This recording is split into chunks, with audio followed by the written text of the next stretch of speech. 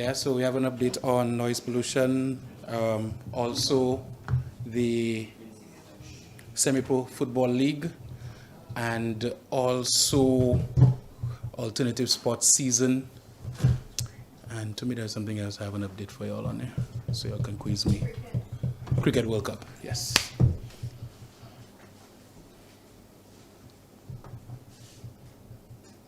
Yeah, you want to read it, Olin? Tracy read it? All right. Welcome. Okay, Oh, so Mr. last time we spoke, we talked about the noise pollution. It was in a process of being by the Attorney General. What can you say? Yes, so the Attorney General did provide the first draft of what that legislation, in fact, an amendment to the noise pollution legislation would look like. It found itself in the public domain, and as a government that is in full belief for transparency, we have absolutely no issues with people from the community opining on what they've seen. What I can say is the police went throughout the community subsequent to that to do their evaluation of decibel levels in terms of what would be acceptable in the different areas in Grosley. And of course, indeed, legislation is national for St. Lucia. And they've presented some of their findings in terms of what decibel levels that we should be looking at. So as we speak, we are pretty much fine-tuning everything. We are still communicating with the police, with residents, with bar owners, just to get a feel for how it is that we come to some form of a compromise. The fact of the matter is everybody's not going to be happy. There is just absolutely no way to make everybody happy as it pertains to noise pollution. But what we have to do as a government is to provide the legislation and to ensure that the police, as much as possible, ensure that the laws are upheld. And so we're certainly hoping that very, very soon we will have the final legislation. And of course, we will take it to Parliament for first reading.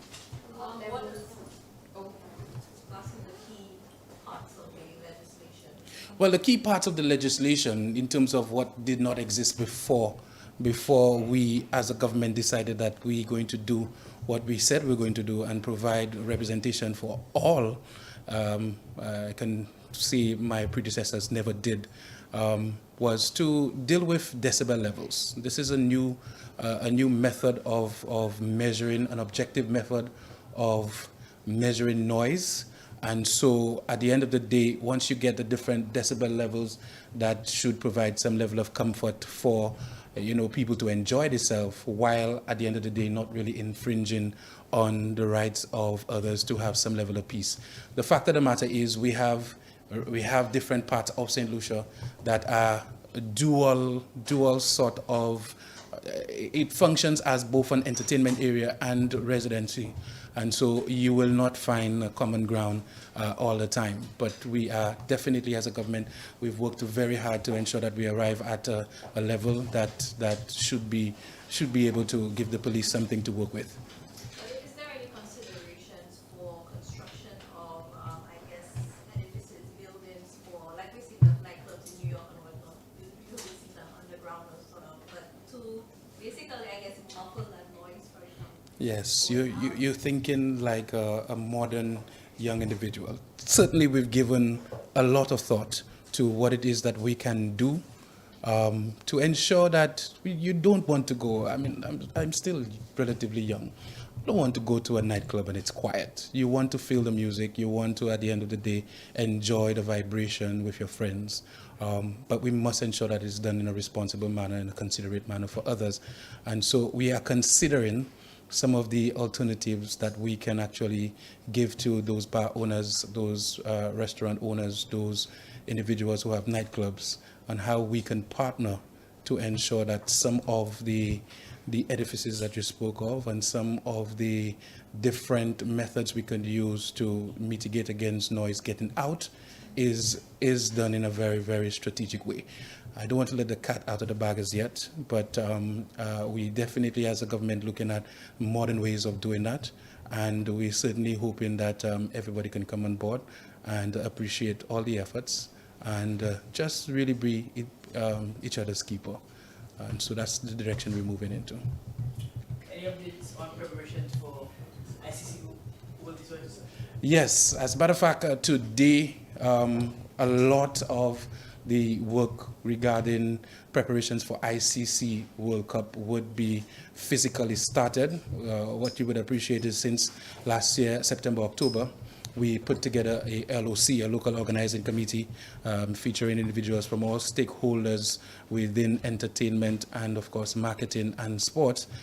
So they have been doing their work, having regular meetings with ICC and Cricket West Indies. But today, you would see serious activity at the Darren Sammy, the removal of the existing roof and to replace it so we deal with all the leaks. You would see also the surface, given the issues that we've had with flooding and the drainage. You would also see some significant work being done on the pitch and outfield, also at the Mindo Phillip Park. And very soon you'll be seeing work happening at the Bruce Lee playing field. So there were pretty much three main areas of concern. The lights at Darren Sammy, they are not LED. They were installed in 2001. And so we had to move towards LED, and as a minister of sport and of course an environmentalist, I always wanted the opportunity to move towards LED and then of course move towards solar lighting for the Darren Sammy Cricket Grounds. And so we've officially contracted an individual to bring in LED lights to St. Lucia as well. So the lights, the playing surface, and of course the roof to deal with the leaks. And the stands will also be getting some attention ahead of Cricket World Cup, and so you would be invited to the actual launch very, very soon. There is a press launch, I think, on Wednesday. Very soon. Okay, so that means they're working very fast. Yes. Yes. Certainly. I know that the Mindo Phillip Park is set to be a venue for the semi-pro league as well. How would that work out? Because I know it's going to be used for both of these things. I recently attended a conference for sports ministers in the region. So I met with my colleagues from St. Kitts, from Barbados, from St. Vincent, and we are all going through something similar. A lot of the times we as St. Lucians believe that something that is happening in St. Lucia is only happening in St. Lucia. We are battling with climate change. We are battling with the fact that perhaps for the first time in a very long time, every single month from January last year to January this year, we've seen significant amounts of rain. This really hampers what you can do in your facilities. For instance, we've done a lot of work on the stands at Mindo Phillip Park, but in terms of the surface, we were preparing our surface for a lot of the inter-house competitions and also Cricket West Indies ICC T20 and also for the launch of the semi-pro league. But we've had a number of issues simply because of the fact that we've just been experiencing incessant rain. And that's the same thing for our road networks, the same thing for a number of other aspects of how we develop our country. It's really prohibitive to do things in rain. So we continue to work. Martinez Averill continues to work on the drainage at the Mindo Phillip Park. And the expectation is that, again, we're going to have delays because some of the inter-house competitions would have been postponed and pushed back. And so he's going to continue to work on the drain and on the surface, and it will be available for Cricket World Cup. And we will have a special dispensation for the launch of our semi-pro league on March 3rd, which is slated for the Mindo Phillip Park for obvious reasons. It's historic. It's the home of a lot of footballers in St. Lucia. It's Mindo Phillip Park is pretty much where it goes down, and I think the historic nature of it warrants us having that day. We are then going to move to the other grounds, the other venues, while we are preparing for Cricket World Cup, and thereafter we'll continue to host games at the Mindo Phillip Park for the northern clubs and organizations. Any comments on yesterday's or the historic launch of Australia West Indies? Other than the fact that anytime you have a St. Lucian lurking somewhere in Cricket West Indies, we get success. I mean, it's uncanny. I mean, ever since Darren Sam is not the coach of the test team, but you've seen his exploits with the shorter version of the game, and it is transferring to what we are actually seeing with the test team. The Cricket West Indies took the position that they were going to invest in a team. And I think that is what's critical. there was so much conversation about why young Bravo didn't make the team and some other people did not make the team. And we are going with so many young people. But Darren Sammy as a coach always preaches the unity and not necessarily stardom of an individual. So it's a team. So what we're seeing with Cricket West Indies right now is a paradigm shift, a mentality shift where the younger players understand that they have to lean on each other for success. This is what Darren Sammy did as a captain, and this is what he is bringing into Cricket West Indies as a coach. And so, whereas we are celebrating 27 years we've not won in Australia, I think all of us who followed the life of Darren Sammy understands that, hey, he may not be the coach there, but the culture within what Cricket West Indies is right now, along with the president, another young individual, really culture shift in terms of what the focus is when it comes to West Indies cricket. And so congratulations, hats off to them. It's historic, but we expect for it to continue and to carry on, and for us to have a very good showing when we come to the West Indies for Cricket World Cup in June. We saw somewhat of an exodus from during that series of some more experienced players going to play in T20 leagues, preferring that over Test cricket, largely because of lack of pay, I guess. Mm-hmm. How can we improve that? Because the longer format of the game is dying, and I'm sure that we have some young celebrities who want to play for the 5-day cricket. So how can we improve that to improve the showing of young people in that? There are a couple of realities in the West Indies. There are a couple of realities. For instance, if you look at the population of the West Indies as a people, we are barely breaking 16 million people. Barely. And I think I have exaggerated what it is here. When you look at a country like Australia, when you look at India with a billion people, and you look at some of what we have to compete with, Pakistan perhaps another 300 million people, we do not have the human capital that brings in the resources, that brings in the sponsorship and the investment from the corporate world into the cricket in our region. And that is what has shifted from the 90s into the 2000s. The actual, shift in where the corporate world has prioritized.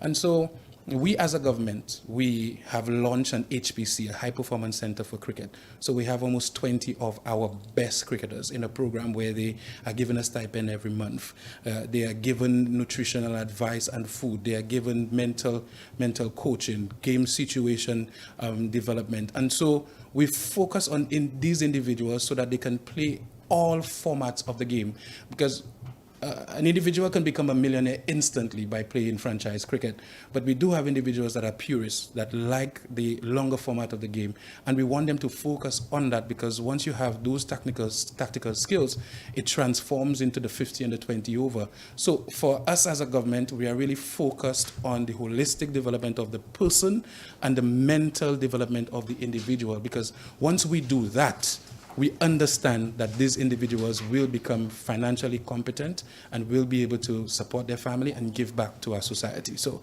it's a balanced approach. I know you wanted to speak on alternative sports, but before you go there, Motorex Club made a decision to part ways, not be part of the whole alternative sports season. There is some gripe about not getting enough support from, I think, central government. Can you share your comment on what happened? Here are some of the facts. Before we became the government, there was no support. There was no support for alternative sports, or there was very little support. And sometimes we rush the brush. We are only in government for 2.5 years.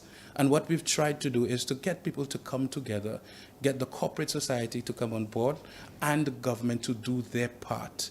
We are not going to be able to furnish everybody with all their desires. But what we've done is we've committed to partner with them at every step of the way. Some people will be disappointed with the amount of support, but it is absolutely crazy for anybody to say there is no support, considering we put this together. And so the reality of this situation is there are a lot of personality issues. There are a lot of issues with the association that I, as a minister, believe could be resolved. and it could be dealt with differently.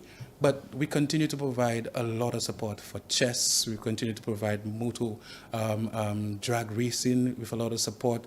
All of the sports like dominoes, drafts and all of the sports, and so it's a wider sector of people that we've put together and we've clustered.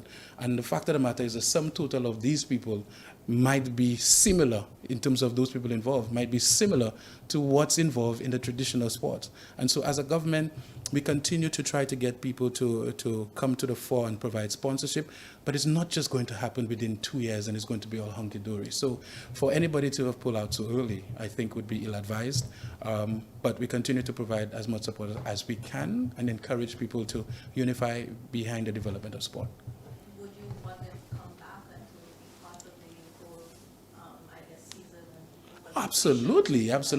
Absolutely. We've made a number of site visits in the area because there were some issues with DCA and the usage of that area. I remember myself touring that area, being to some of the activities, showing my support.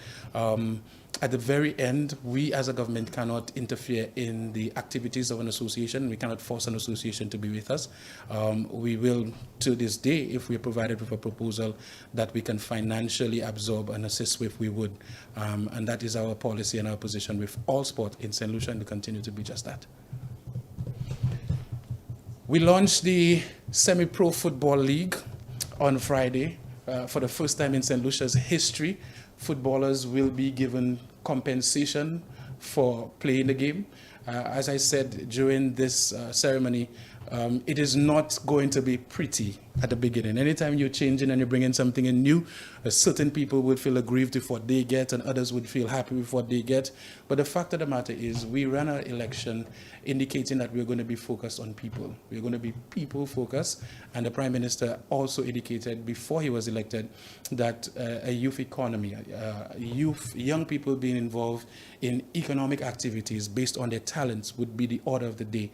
And so this is what we've seen.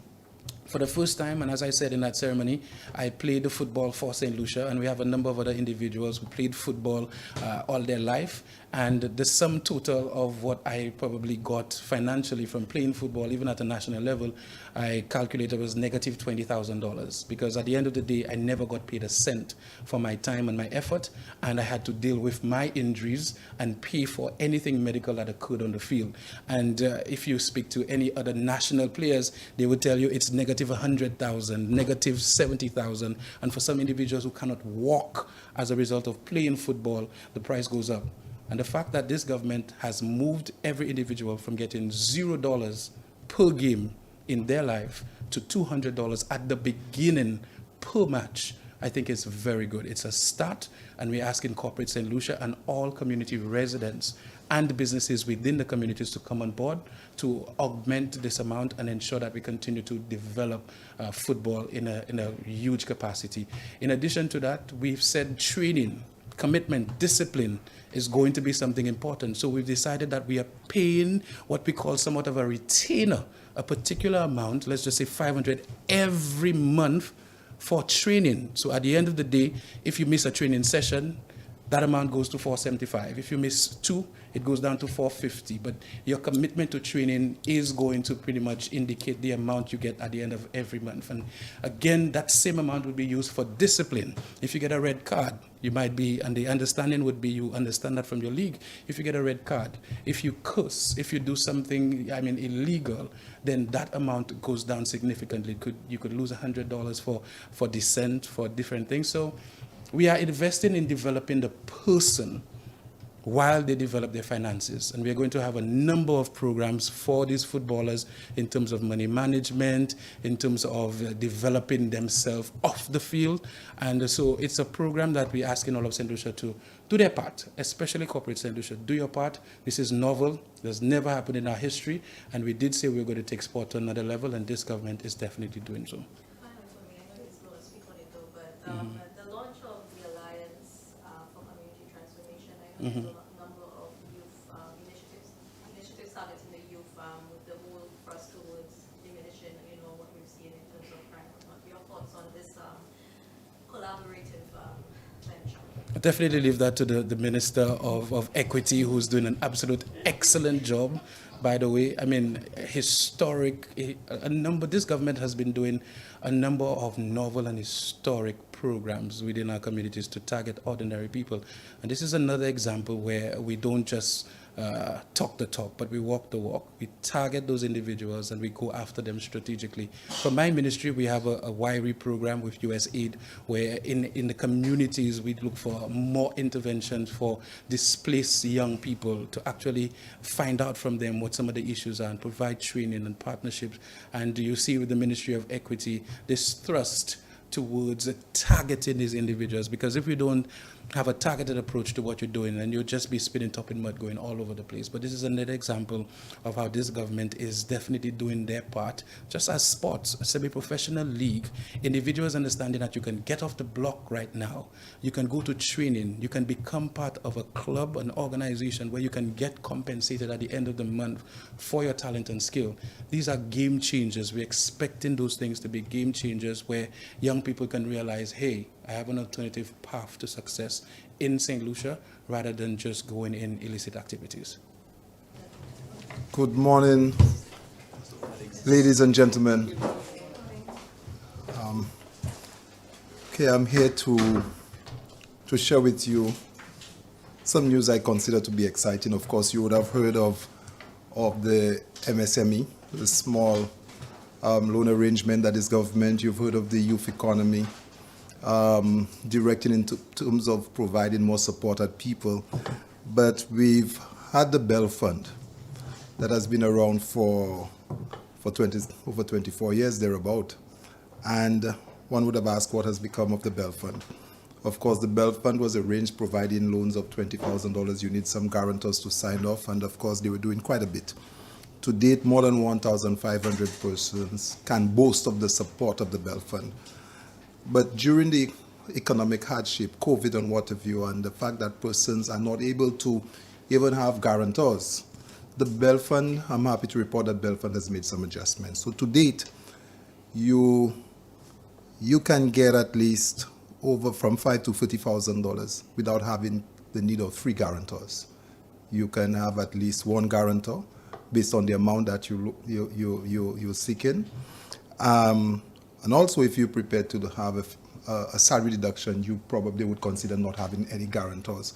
So Bell Fund has made it a lot easier for you to access microloan. They would do the assessment, they evaluate what you come in to do, of course, and it provides an avenue to tie in with what we are doing. And there are a set of persons who are not able to go to or who will not receive the support through the Ministry of Commerce under the small loan arrangement, or persons who would not be able to, or find it through age group not able to access the youth economy.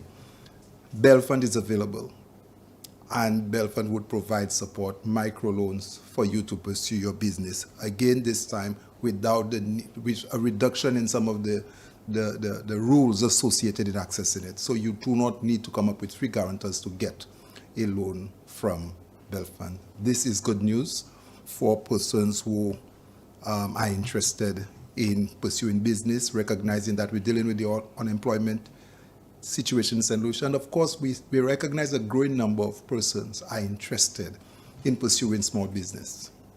And I'm extremely happy about this as well.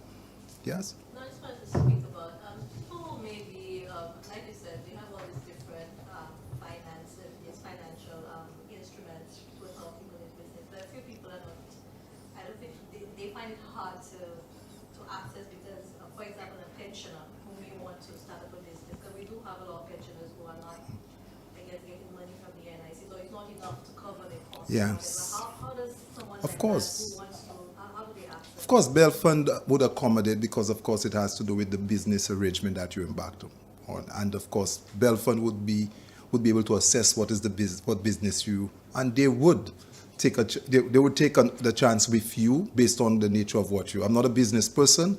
I'm a surveyor by profession, but there are people who are able to come up with business ideas, and they just need to get the support. Yes, retirees, persons, senior persons can go to Bell Fund, and you can get as much as $40,000 from 5, and look at the range from 500 240,000. You know, again, Belfund is marketing this, and of course, this statutory arrangement was established in 2000. You know, and to date, we can boast of having success of approximately 1,500 persons. You know, sometimes persons speak about how many persons has failed, but not discuss how many persons have been successful. If Belfund has assisted and 1,500 persons can boast of going through Belfund to have something today or doing something, that is significant in the context of providing opportunities for people. I want to speak on the semi-pro league again. I saw you clapping on the side there. How, from an equity standpoint, how does this improve the lives of young people, of young men in particular, and well, the professionals who are employed in the football scene? The principle of equity, how I think the opportunities for people, it provides another layer of support. So we are targeting people, and I'm happy that the Minister of Youth and Sports is also looking at livelihoods. He's also looking at the issues of providing food to people, looking at our humanity. So a set of young men who want to engage in football would not just engage in football at their expense, but the government is investing in saying that you can at least find your meals by playing football if you're not able to do better than that. And if you are working otherwise, but it's not adequate to carry your football career, that will, you know, supplement your income and what have you. So the principle of equity, I think it provides additional opportunity because we do not have that happening at any level currently. I do not know for the other sporting disciplines, whether golfers, I do not know what happened in the area of golf in St. Lucia, but I think it's a different set of people participating in that as against to the persons who are participating in football. So football is really where more persons participate in football than any other sporting discipline on this island.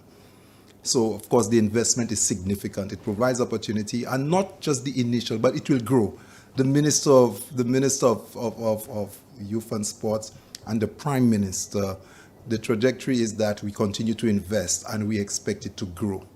So not where we're standing today that is important, but where we want to go with our people, I think, is what is critical, you know. Not Yeah. on the development initiative,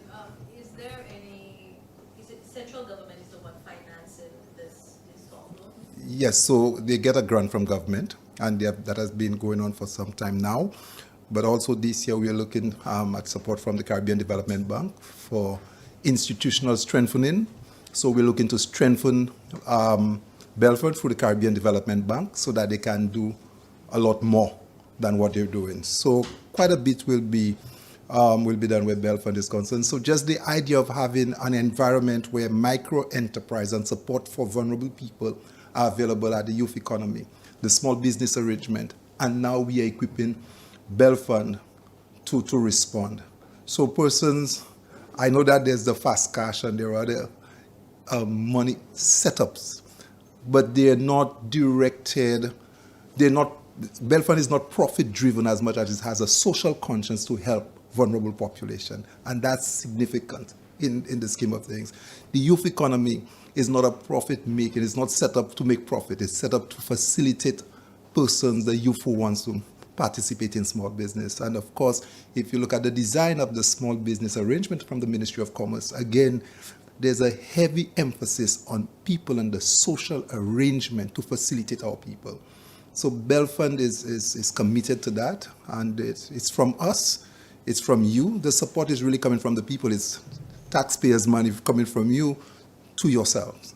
And how there's no better way to help people than when we are able to get taxpayers to facilitate improvement of our people. So the government has contributed over the years and will continue to support Belfund, but it will grow a lot more, especially listen closely to what will be approved in the budget as we speak to improving Belfund. Your ministry is spearheaded the Alliance for Community Transformation. Yes. We want present, but yeah, PS did deliver your message. Your thoughts on this? Yes. The importance of the alliance speaks to what all of us have been saying. The issue of crime and violence and deviant behavior is a matter for everyone. And the alliance is really, it epitomizes this concept that everyone is involved and everyone should take that as their responsibility and see what is it we can do. Certainly we have a problem on our hands across the region in terms of gun violence, deviant behavior, and all sorts of, behavior that makes it uncomfortable for the average citizen. So the alliance coming together, the support of the government again, is to bring all of the individuals with capacities, with competences that can help respond in different ways. So the issue of having RISE, and you see persons like Dr. King, who has been associated with youth interventions, and a number of other social agencies and partners, NGOs and CBOs, they all are together discussing the issues, advising government, designing programs. And the more persons that are able to contribute to the design of responses in communities that we believe that has the tendency to become that way, is the better for us. The more accurate will be the response, and there will be a collective approach to it, as against government sitting within the offices, the officers, and coming up without having that broad level of consultation and participation dealing with the issue of crime and violence. So the alliance is novel in the sense that it mobilizes our human resource on island, and I think it also would be very responsive and timely, especially for what we're dealing with at this time. Okay, good morning, ladies and gentlemen. I want to take this opportunity this morning to report on a short trip that I made to Guyana. I was heading a delegation, in fact, I headed a delegation to Guyana to actually view some of the agricultural innovation projects that is happening there. And I was very happy to see some very, very key projects that contribute immensely to food security in Guyana. One of the projects that I was really interested in was a youth entrepreneur project where the young people in Guyana were involved or are involved in what we call shade house agriculture, or preferably called greenhouse agriculture, or you can also call it protected agriculture. And that form of agriculture is important, especially in the rainy season, where the rains, heavy rains, consistent heavy rains can reduce your yield and impact your production. So we were able to visit a site in Guyana where the government established 54 greenhouses, and those greenhouses are used to produce various vegetable crops like celery, cabbage, sweet pepper, tomatoes, etc. But that project is linked to the University of Guyana and the Guyana School of Agriculture. So what happens, those students would come in, they would use that site for the SBAs and the other projects at the university. They would benefit by getting the training necessary, and after a period of time between 1 year to 4 years, they would leave and go out there and establish their own agricultural business. I believe that is very good for the young people, because that type of agriculture is what I believe can attract a lot more younger folks into agriculture. We also had the opportunity to visit an agro-processing facility, a hydroponic farm, where the government of Israel is collaborating with the government of Guyana to establish hydroponic systems throughout the country. But there is this company that was able to establish a specific farm where young people are being trained. The hydroponic system can produce up to 100,000 seedlings. And that includes celery, sweet pepper, lettuce, a range of agricultural products. That, I think, augurs well for us, and I believe it's an opportunity for us to replicate the same in St. Lucia and link it to Safa, Louis, and the other secondary schools, where our students very early can get involved in agriculture and see agriculture as a profession that they can survive and earn a livelihood from. We also visited demonstration farms in various regions in Guyana, where those farms are actually established for farmer training, for training of young persons aspiring to become professionals in agriculture. We also had the opportunity to engage the Guyana School of Agriculture, where we saw the students actually getting involved in agro-processing, where they are using the produce that are grown on the school compound or in the vicinity of the school and using it to convert into agro-processed products. Very, very interestingly, we were able to visit the Guyana Marketing Corporation, and there we were able to see the whole agro-processing subsector and its vibrancy, because there were more than 300 local products on display. And you can name it wines and chips and so many things that were able to be on display there. And we think that is an opportunity for us to work together with them to secure market opportunities for our agro-processors down there, to how we can collaborate in terms of sharing the experience with them and being able to help us in terms of moving our agro-process subsector. We did engage the University of Guyana in terms of opportunity for training. And we have been promised an opportunity sometime this year to get at least 2 scholarships for persons who do agriculture at the University of Guyana. But all in all, I must say it was a very wonderful trip. And from what I saw, Guyana is taking the right direction and putting the measures in place to ensure that they achieve their 25 by 25. That's next year.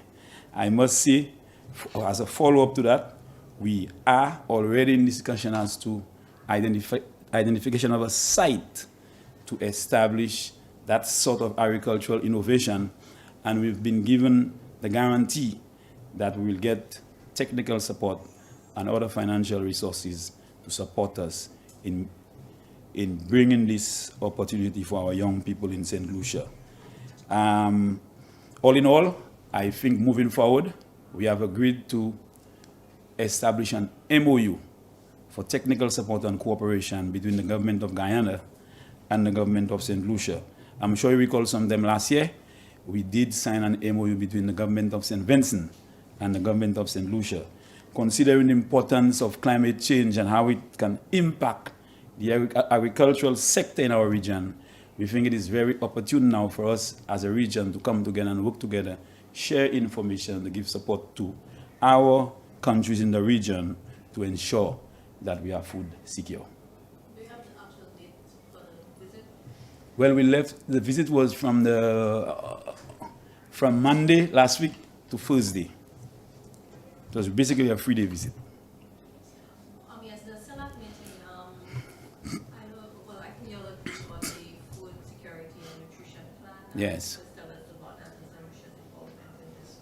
Yes, so the CELAC is basically Communities of Latin America and the Caribbean meeting. We had the opportunity to put together a food and nutrition security plan, because Latin America and the Caribbean, we are together, although the climate is different in our region versus the Latin America, but we felt it was necessary for us to work together to address the whole food and nutrition security issue. I think what is really important in this plan is the understanding that climate change can have very negative consequences on the agricultural sector. There is urgent need for us to build resilience in the sector. We just recently experienced last week consistent heavy rains, something that is almost rare in the month of January. Last year, during the period August to September, we experienced extremely high temperatures, and all of those concerns needs to be addressed because it can really impact our food security. So the whole CELAC approach was the Caribbean region coming together with Latin America and work on what we call a food security and action plan to address the issues that confront the region and Latin America under one umbrella. What's the main part of this plan? What's the plan, I guess? Well, the plan basically looks at where we are in terms of our imports, and we know our food import bill is extremely high. It has areas in terms of how we can move more of our produce within the region. There are issues in terms of support for small farmers. There are issues in terms of marketing of our produce. Agricultural insurance is a very important aspect of that because every time we have a hurricane in St. Lucia, the poor taxpayers we have to use their resources to compensate or assist our farmers. If we have agricultural insurance, the pressure on the government will be less because those insurance or whatever insurance company we have will be responsible for assisting or compensating those farmers. There were issues in the plan relating to water and water availability, water, soil conservation methods. So it's a very comprehensive plan, which I believe, if implemented, will see our region doing extremely well in terms of reduction of our food import bill.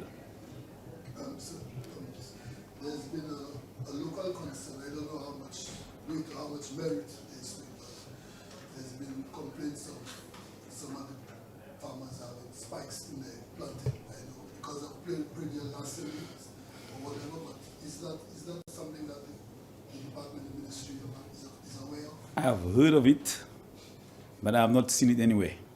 I have heard of it, and if it is something that's happening, it's very unfortunate for us. But sometimes we don't understand the pressures that our farmers go through when they invest their time and money into production, but when they are ready for harvest, somebody else would have collected it. And that is why pre-deal larceny is a major factor in the agricultural sector that we need to address. Now, the pre-deal larceny unit within the ministry is very small. I think it's less than 20 persons. And you're talking thousands and thousands of acres of bananas, vegetable planting altogether. So aside the pre-deal larceny team, I believe we need to establish what we call community groups, community farming groups, to be able to assist those teams. Because just like the police, every time something happens, somebody's dead, they blame the police, and people say the policemen cannot be everywhere at the same time. So the pre-deal larceny small team is just not sufficient to be able to address the issues of pre-deal larceny. But it's unfortunate that you go by the market and you buy a plantain or a hand of banana, but when you go and cook it, it has needles and pins inside. This is not what we expect from our persons. But as I tell you, the agricultural sector, you can invest your time and resources, but you may never be able to reap the benefits at the end of the day because of pre-deal larceny. But is that a trend that you would? No, don't even continue that. There is no way we will encourage people to put pins and those things in produce for people. This is something that should never happen. So this is something we will never encourage as a ministry. This one more issue.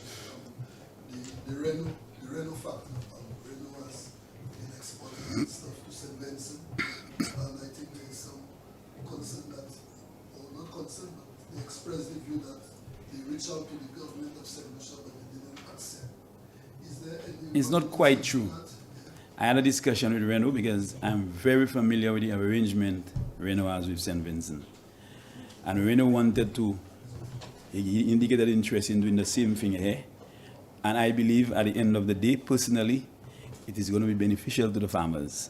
Because if the farmers know that when they produce a particular crop, they harvest every single commodity, they take it to the market, they get their money, minutes after, they will obviously increase their production, because at the end of the day, they know when I take it to the market, I get people. We have the St. Lucia Marketing Board, which is an entity that was established for marketing of the farmers' produce.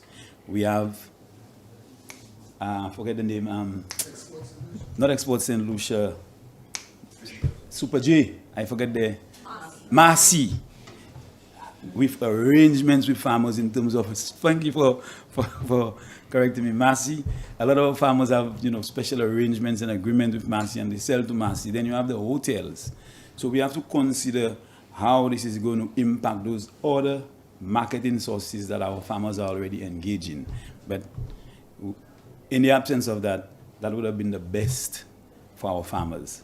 But not because it's working well in St. Vincent, that it may work just as well for St. Lucia. So you say the production supply is not enough to That too, do that? but the other entities that are already buying from the farmers may be impacted as a result of that, going into that new venture. But is it not something where other, I guess other farmers who maybe not have been producing at that scale to export to, or not to export, sorry, to sell to Massey or to the marketing board or to the hotels, that other farmers might step up and feel, I guess, the quota that Reno would want, that's not possible? That is a good one, but just imagine you have the marketing board, you have Massey, you have the hotels. Would you as a farmer want to sell to Massey knowing that you have to wait 7 days, or knowing that you were given a price per pound today, but next day when you go it's reduced, or you have to wait 3 months to get your pay from the hotel? Any farmer who's business minded would go straight to that company, Renault, because at the end of the day, they buy every single item that you have and you get your money right on site. So then, But at the end of the day, hold your foot, it is the best for our farmers. well, yeah, it is a better option for our farmers, but isn't it something where the hotels themselves can then buy from Reno, since he would have taken up everything? That is also possible. Because he then can also handle the credit, Yes. because the farmers need to get paid right away, but Reno, obviously, with the capital, is able to, he can take 3 months before he gets paid. Yeah, but what would happen to the what would happen to the marketing board? What would happen to the marketing board? What would happen to Massey? When last you went to the marketing board? I was there last week. It's supplies of stuff is what's so, You're referring to the shop? yeah, I mean, by the outlet or by the market? Yeah. Oh, no, I thought you were referring to the place at Odsa. so they buy the From marketing board have contracts with farmers who supply the marketing board on a regular basis. I sell to the marketing board too. So, and who does marketing board sell that, or what do you think? They sell to the hotels, they sell to the small restaurants, and they sell to the public. So that is convenience for the rest of the world. So you get Do you get paid on time from the marketing board? Sure, that was a specific question. I realize that. I'm sure you would like the Reno idea. I mean, just No, I like the Reno idea, guaranteed- but there are other, factors that you have to take into consideration to make it a reality in St. Lucia. My final question is about You have a final? I saw you laughing at me a while ago. I'm just joking. Oh, we love yam. sorry. Yes, We yes. love yams. Okay, now what is the issue with the virus that the yams have? What's going on? Let me just mention agriculture. There are a range of insects and pests that just emerge. So, for example, recently we've been witnessing or experiencing some problems in watermelons. The crop is grown very healthy. Weeks before harvesting, all the foliage disappears. We have problems in our coconuts, our coconut mite. You remember we were exporting mangoes, maybe you're not born yet, mangoes to Barbados, and because of the mango seed weevil, we stopped exporting. So there are a range of insect pests that are just emerging because of the whole issue of climate change and so on. Now the yam issue is a first time thing. We've not had that experience before. Before we had insects in the soil attacking the yam, and sometimes when the yam is harvested, it's hard. But those insects could have been controlled. But just last week, I was told that there is a new disease that's being seen in the yams, and the farmers are experiencing some difficulty. What our research team is doing is we are now conducting an investigation to identify the disease, the source, and to see how we can get it under control. But in agriculture, you would grow your cucumbers, and 7 days after, I just had to spray my cucumber field last week. So you have to be doing that because the insect pests, they are there to feed on the plants. But at the end of the day, your objective is to rip off the most you can get from your crop, and so you have to ensure that you get it under control.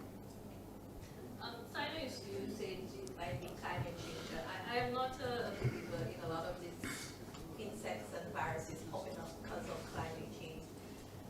Is it that our poor agricultural practices through the years would have contributed to what we're seeing right now? Because we've been adding a lot of things to the soil which usually was not there. A lot of salts, Fertilizer. a lot of salts, yes, a lot of salts. I prefer the word fertilizer.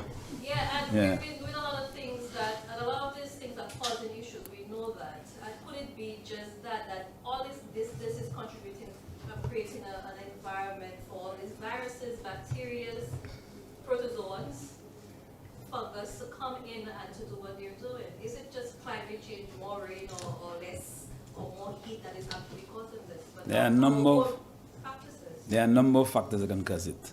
You can move a disease from one country to the next if you step in a particular area and you have mud. For example, the TR4 disease, it can move from place to place by human beings.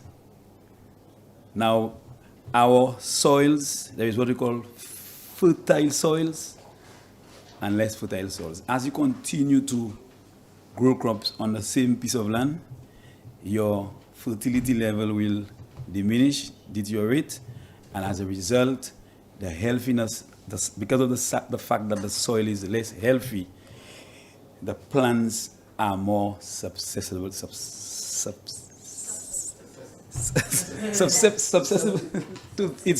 it's prone or susceptible to disease. Sorry for the lack of mentioning the word properly.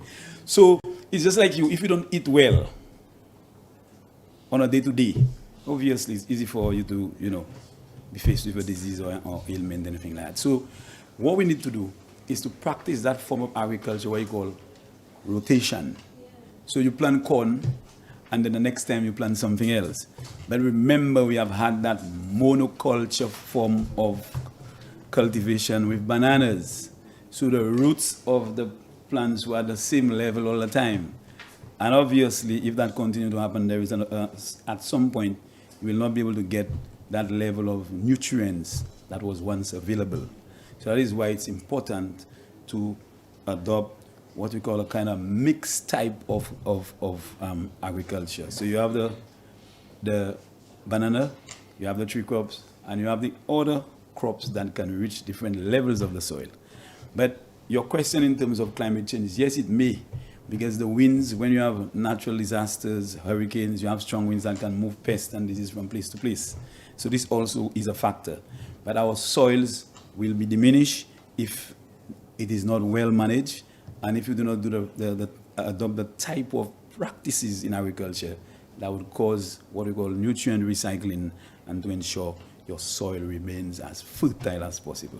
But with our bananas, is there any other crop that can be grown at the same time? I know that's another practice in agriculture where you grow two crops to... Mixed farming. Yeah. Yeah, that's why we encourage our farmers. And in the days when our farmers were involved in bananas, what we were encouraging them to do, and I remember when I was in forestry, we were encouraging them to put in more tree crops on that same piece of land where they had the bananas. What would happen is they would be getting an income from the bananas, but they would also be getting an income from the avocado, the coconuts, the breadfruit, the mango, the lime. But during that time, the focus was money. And this whole monoculture thing is a light demander, so I don't want anything to grow between my bananas. And so they cut a lot of the tree crops that if they did not, would be benefiting from today. And this is why when we have a hurricane, after hurricane, you see the fields, nothing else. And this is not the type of agriculture we want to encourage our farmers to engage in. But is it something your ministry can, I guess, make We have been advocating that. But it's one thing to tell this young lady to put trees on the land and for her to say, this is nonsense. I don't believe in those guys. I will do what I'm accustomed to. And this is why we have to begin or continue to educate our farmers to change their approach to agriculture. Mechanization, new technologies in agriculture. This is the way to go, because if not, we will have a failed agriculture, because our young people like you and her will not come with a spade when they can use a simple drone to do what can be done. Am I right, sister? Yeah, thank you very much. So good. Honorable Dr. Ernest Hilaire, who's also Minister for Tourism, Investment, Creative Industries, Culture and Information. Good morning. Been a while to me since I last saw you. Yeah? Yeah. I heard you all have not invited me. So at least thank you very much. Maybe we can start with you. Do you have any questions you want to ask? Yes, over the week, last week, you had a meeting with the stakeholders, and you're still working out of it, the three hotel stakeholders meeting that you had at that time.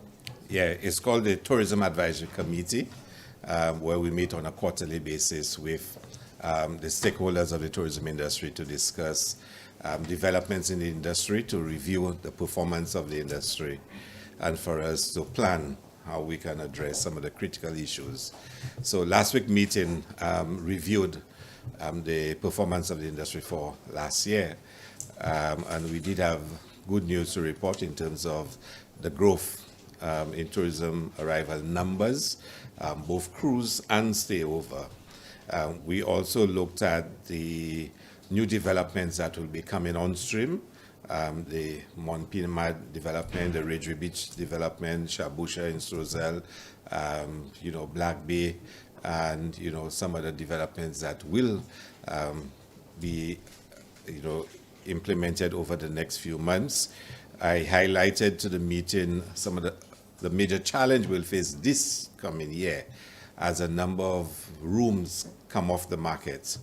Already St. James Club, which is almost 350 rooms, those rooms are not on the market right now, and we expect in the middle of the year for both Mystic and for Starfish to also close for the new construction to start.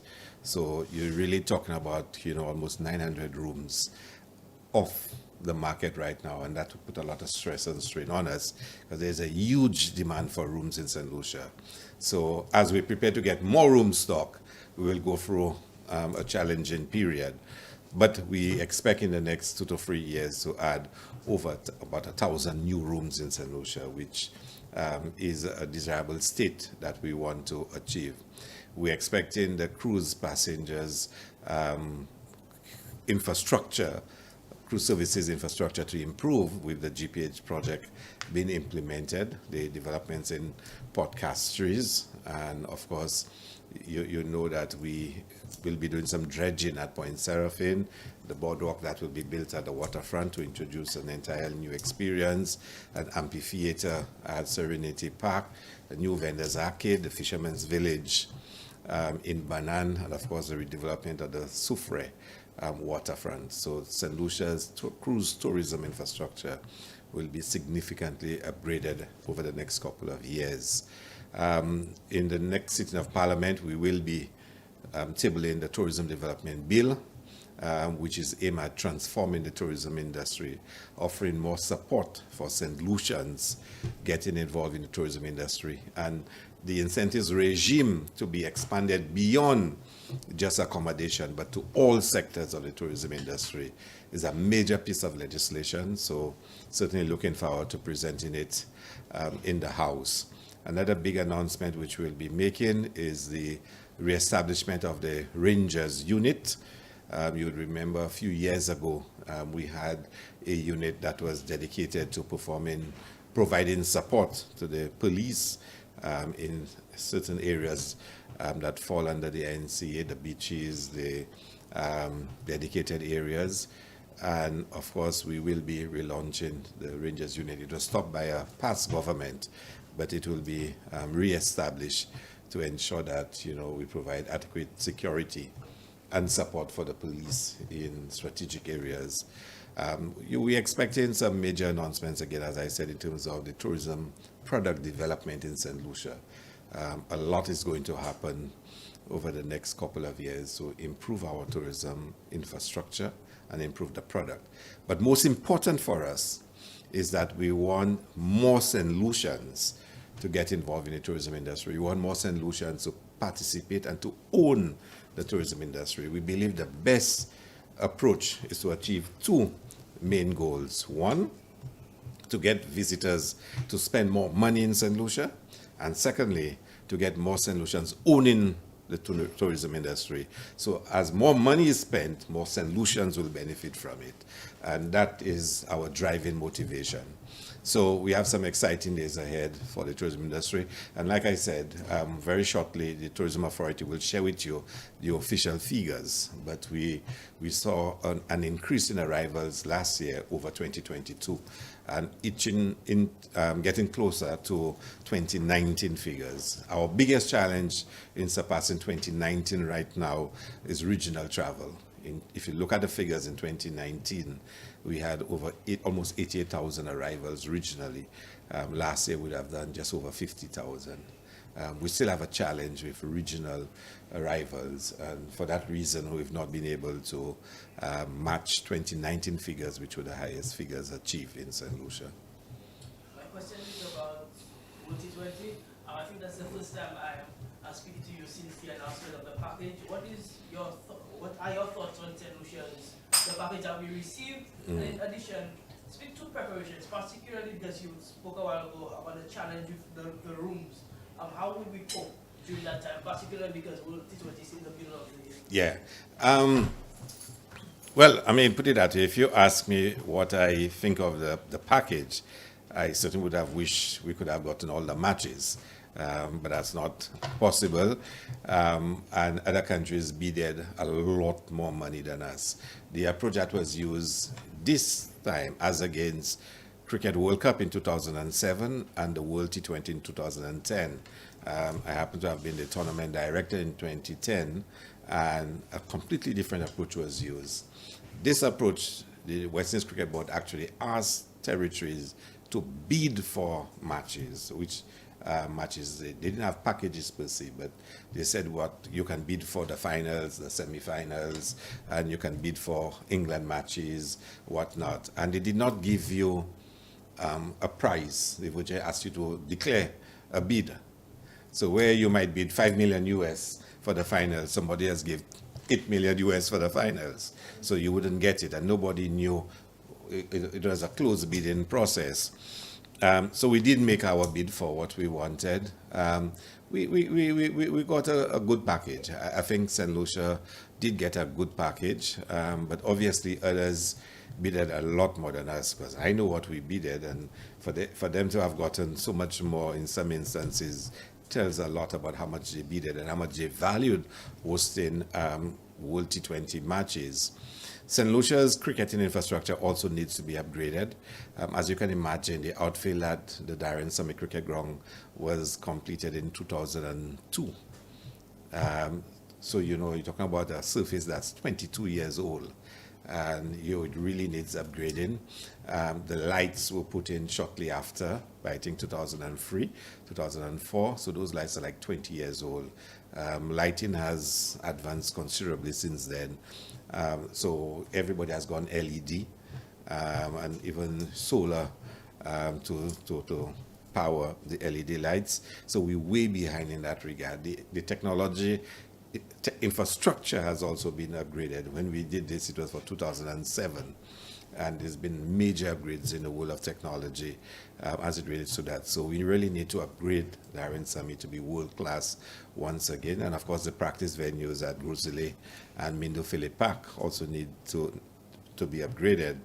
So we will see a lot of investment in those areas. As it relates to accommodation, I mentioned both Starfish and Mystic will be closed. But Mystic will only close after cricket, because it is going to be used, you know, as one of the cricketing hotels. In 2007, when we was at Cricket World Cup under Dr. Kenny Anthony and Minister Pierre, who's Prime Minister now, we actually started the home accommodation program in St. Lucia as far back as then. Even before they had Airbnb and those things, St. Lucia had a special incentive for St. Lucians to add rooms to their home. to enable us to host the persons that would come in for Cricket World Cup in 2007. So a lot of the room stock we have now actually came into play in 2007. There's a special legislation that was passed to give St. Lucian incentives to add to their homes for rent. Presently, based on our calculation at the Tourism Authority, we have about 5,000 rooms. Well, no, let me be correct. We can accommodate about 5,000 persons at home accommodation in St. Lucia right now. We'll go towards paying some of those bills. I don't think it takes away from our patriotism, our commitment to country, and our sense of independence. I don't think so. I can tell the opposition a lot of things they can focus on instead, but I don't think that's my business to do so. Yeah.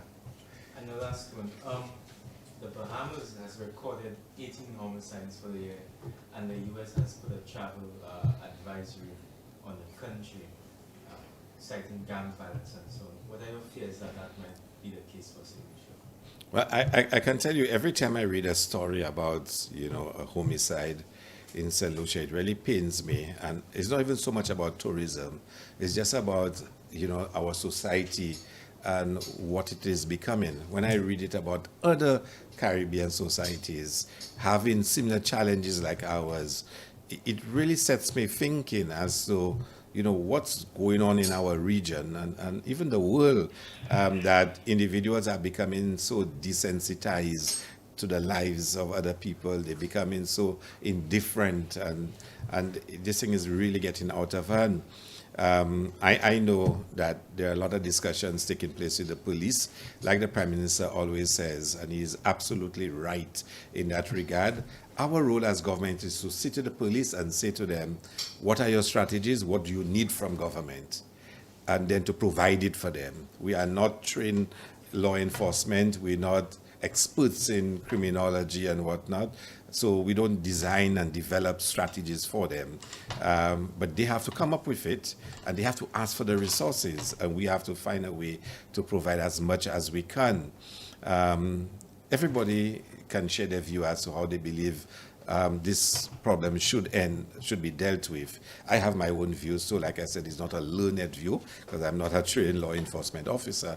I have my own views, and I can tell you that because of my own background and my own groundings, I'm less enforcement and more social intervention. I mean, I'll make it very clear. I grew up in the youth movement. I grew up in community organizations. I grew up in an area where, face its challenges, and young men growing up and people living face challenges. So I'm always predisposed to supporting, first and foremost, greater social interventions to create opportunities for people, for educating our people, for providing psychological and other support for our people to try and change patterns of life. And of course, law enforcement comes in when all else fails. But there are different approaches, and there is no single approach that can solve the problem. All the approaches must come to bear, from the church to the law enforcement to the social agencies. All of us must work to make sure we address this problem. But, every single day, like you said, it's at the back of my mind that this does not get out of hand, and we have to face the threat of a travel advisory. So I wanted to get your thoughts on something. Citizens have been complaining about what they're saying is the descent of the commercial center of the city into a ghetto. With GPH coming, how do we just approach this? Yes, this might be a beautiful development. Yeah. Next to Gotham City, what's how does that? No, I mean, this is a serious point you're making. And, only this morning I received a presentation from my team at the ministry in terms of some experiences in other countries. And we also had the community tourism agency in attendance, because we need to look at Castries and to see what we can do from a tourism ministry perspective to help present a better Castries, a more functional Castries. And I think you're absolutely right. We need to focus on Castries and what we can do differently. There have been many attempts in the past, you know, about modernization of Castries and what to do, and many suggestions. We have to find a way to make it work because, like you said, the cruise experience along the waterfront would be enhanced. But if you venture a little deeper into the city, the experience would not be so refined. And we need to find a way. So that's all I can tell you. We need to. What about the plan? I think that this one that came from Compton's days actually, the plan for the development of the city. I know the previous administration had sort of tweaked it a bit, but they kind of wanted to do something there. This administration, what are you all seeing for the city? Well, the Modern One plans is from the time of Compton. There's a plan that was done under Kenny Anthony, that was done by NLBA, Claude Guillaume, Neville Skeet. They've been, in fact, that same plan inspired Walcott House on Chaussee Road and some of the other developments.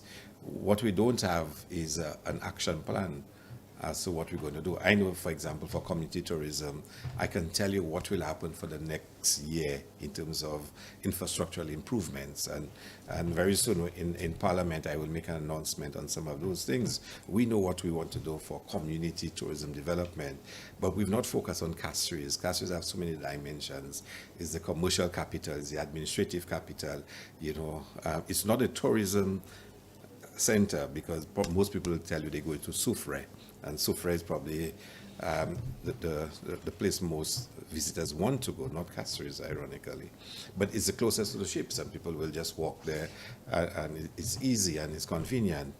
And we have to put it on our agenda. Sorry to ask a question, but I think some people are saying is that because I know the city is not under your purview, but we have the city council whose mandate is to do all what you're talking about there. And what they're saying is that there seems to be a lapse in their work. They're not doing what they're supposed to be doing, and the city is a mess. You're asking me some very difficult questions. I think I've said as much as I can on this matter, but you know, we have a lot of work to do to improve the experience. Speaking of the experience, the taxi services. Okay. So the taxi services in Castries, especially by the Las Marinas, you're continuously complaining about foreign taxi drivers and whatnot coming at lower rates, basically stealing the customers. And they've invested a lot in themselves to basically get this certification, and they want somebody from the ministry basically to come and see what's happening down there. Any plans as to what's going on? Well, they've reached out to me. I mean, I visited Point Seraphin last month, you know, and actually saw for myself, and I initiated some action to kind of control it. The GPH development will address their concerns. It will. Because as we said, the old customs building will be broken down. The parking and the controls will be put in place to ensure that what existed in the past does not do not continue to exist. So I expect us to address that problem. I know they're very anxious and you know, there's a lot of anxiety and whatnot, but we will address it. It will take us a little while to do so, because to address it, you need to have the space and the infrastructure to be able to do it. And we all I can tell you is that we have a plan to addressing it, whatnot. Just briefly, this about the hospitality ambassadors. Are they role functional? Because we see Yes. cruise ships in this year, a lot of people. Yeah. And also, what are your views on the Derek Walcott Square? I mean, this was broken down. Something new, but I mean, it's like nothing. What do you think? Yeah. Revitalizing that area. Yeah. The hospitality ambassadors are in effect, and what it probably shows us that we need a lot more, because, you know, when there are large numbers of visitors, you know, you really need to have more people for them to really be visible. But it is they are working, some in Soufrière, the city, and some up north, some at Point Seraphine, whatnot. But we need a lot more than that for them to really be present. I'm hoping that the program will expand next year and then expand again. And as we will approach a more optimum, Derek Walcott Square has to be part of the solution that was asked earlier in terms of the city. We have to make it a feature. And there's a few developments that will take place. For example, in the next budget, we will be announcing a religious tourism project that the cathedral will be undertaking. A shrine that will be built to commemorate the incident that took place at the cathedral a few years ago, and a commemorative shrine which will be incorporated, you know, with support from government as part of our Castries experience. So between the square, the cathedral, and, you know, and there'll be quite a lot taking place there, because very soon government will be starting work on the halls of justice, which will include the old Ministry of Education building and the old courthouses. So there will be some developments taking place there. But we need to have the holistic plan for Castries to really raise up the profile of Castries. Yeah. So, just one more question. Derek Walcott, the house. Mm-hmm. What do you think of that? What is happening? Well, I don't know if you remember that the last government stopped the project, and the monies that were available for the project was diverted to some other project. So we need now to decide how it's going to be reintegrated.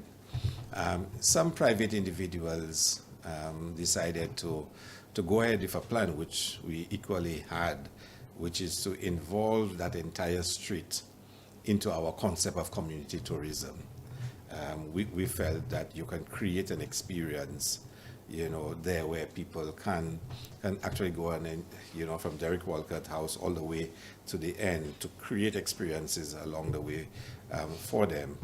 And in fact, we're thinking now of expanding it even beyond that, because we're now going to include the Masha market as an artisan market for leatherwork and whatnot. So we're going to refurbish the Masha market and to actually create an artisan market there that will attract visitors who want particular types of souvenirs, primarily leatherworks and other crafts, whatnot. So we probably can start an experience from more in the Masha area, coming all the way to Chaussee Road. And we think there's tremendous potential for that. A very kind of indigenous, very kind of artistic expression. I mean, I'm a big supporter of street art and, you know, those kinds of expressions. So I think there are possibilities there. I guess it's just for us to do it bit by bit, but it's not a forgotten piece of asset. Is financing the issue? Well, that's part of it, raising the financing for it. And also, so they have numerous stakeholders that you need to constantly engage. Yeah. Hmm? A few, they have different stakeholders. Yeah. Okay, Yeah. All right, thank you very much. Yeah, all right.